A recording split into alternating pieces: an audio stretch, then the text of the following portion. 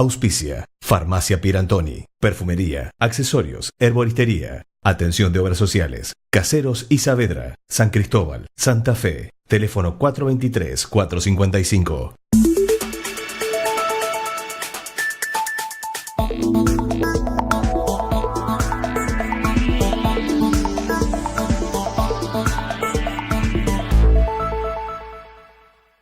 Hoy el tema que voy a abordar es violencia familiar. Sabemos que no es un tema nuevo, no es novedoso esta problemática, lo que sí ha sido mucho más nuevo a partir del año 2008, en que se instauró en la Ciudad Autónoma de Buenos Aires la Oficina de Violencia Familiar, dependiente de la Corte Suprema de Justicia de la Nación, y que funciona 24 horas y 365 días al año para recibir este tipo de denuncias.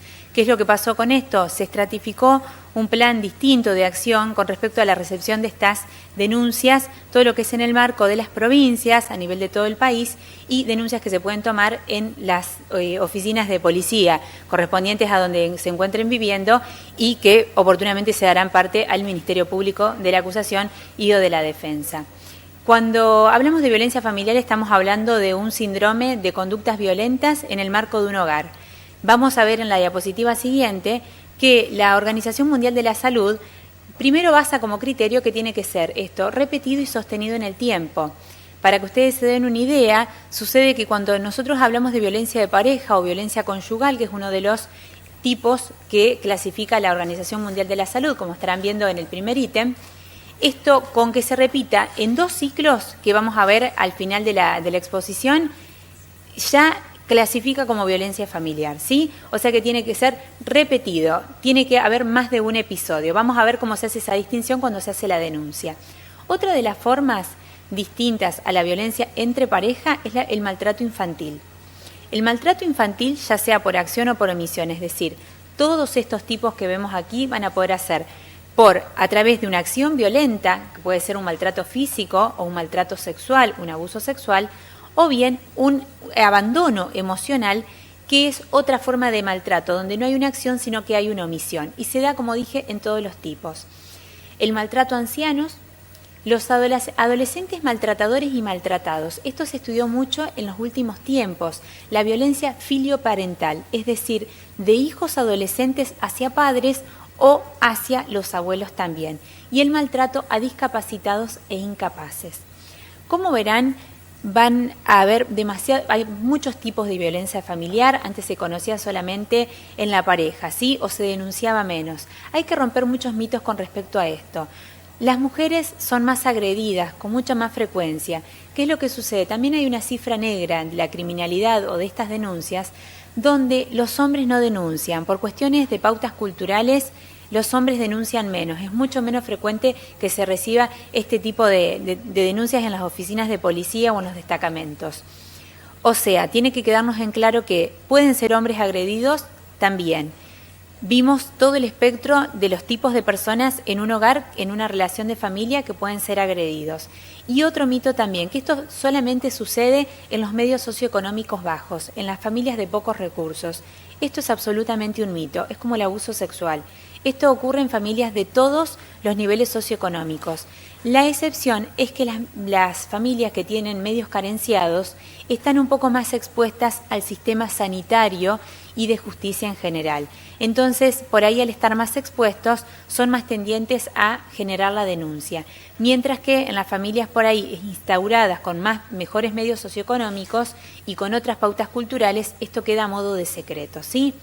¿Qué es importante de esto? Que cuando se presentan factores de riesgo, vamos a verlos en la siguiente diapositiva, tiene que empezar a hacerse un seguimiento. ¿Cuál es el primer interrogante que se hace cuando se aborda un caso de violencia familiar? ¿Es violencia familiar? ¿Es repetida y sostenida en el tiempo? ¿O es la resolución violenta de un conflicto? ¿Por qué se hace este interrogante primero? No quiere decir que uno sea más grave o menos grave que el otro, sino que el abordaje va a ser distinto, porque cuando hay instaurado violencia familiar, el abordaje es distinto porque hay que hacer un diagnóstico de interacción familiar, estudiar los acontecimientos, estudiar a la víctima y estudiar a quien se comporta como agresor. Y cuando es de un conflicto aislado, una resolución violenta, que por supuesto no es un mecanismo normal, va a estar mucho más apuntado a buscar los factores de riesgo que hay en esas personas, en esa familia, para ser tanto víctimas como victimarios, ¿sí? ¿Cuáles son estos factores de riesgo? Por ejemplo, la aportación o tenencia de armas, el uso o la amenaza con armas dentro del hogar en uno de estos conflictos es un factor de riesgo. Las amenazas de suicidio, tanto de quien agrede, por ejemplo, para que no lo deje su víctima, generalmente es la mujer la víctima, o la amenaza de suicidio por parte de la víctima en este caso, ¿no? También otras cuestiones, las faltas de habilidades para resolver conflictos en la vida cotidiana. Por ejemplo, siempre hay un detonante para este tipo de situaciones. Los perfiles que coinciden generalmente con los agresores, y me voy a dirigir más que nada a la figura masculina, hombres excesivamente celosos, muy posesivos, muy controladores, que no se hacen cargo de las cosas que hacen mal, es decir, la culpa siempre lo tienen los otros. Tienden al menosprecio y a la minusvalía constante de la persona que tienen al lado, la culpan de todo lo que sucede en la casa. ¿Y qué es lo que pasa? Generalmente cuando nosotros hablamos de violencia conyugal, es decir, entre pareja, suele suceder que puede haber una agresión verbal que después desencadena lo que es la agresión física, ¿sí? Se describen en el ciclo de la violencia conyugal, que lo vemos al final de la diapositiva, que está compuesto por una fase de acumulación de tensiones. Acá hay mucho agresión verbal, menosprecio, amenazas. Después sobreviene una fase que se denomina de golpe o es el episodio agudo, donde aquí ya está el contacto físico violento. Y después sobreviene una luna de miel. ¿Qué es esto? Es un periodo de descanso. Hay una suerte de arrepentimiento por parte del agresor, la víctima cree falsamente en eso y ahí por ahí es el momento donde se puede hacer la denuncia, donde esta gente tiende a hacer la denuncia, donde ven que la desprotección es total cuando no se comunican a través de los golpes, ¿sí? Entonces, esto es muy importante detectarlo porque vemos que hay muchas formas de maltrato y la no denuncia de estos casos lleva a la cronicidad, lleva a que la violencia se naturalice en los hogares, algo que no se puede permitir desde ningún punto de vista.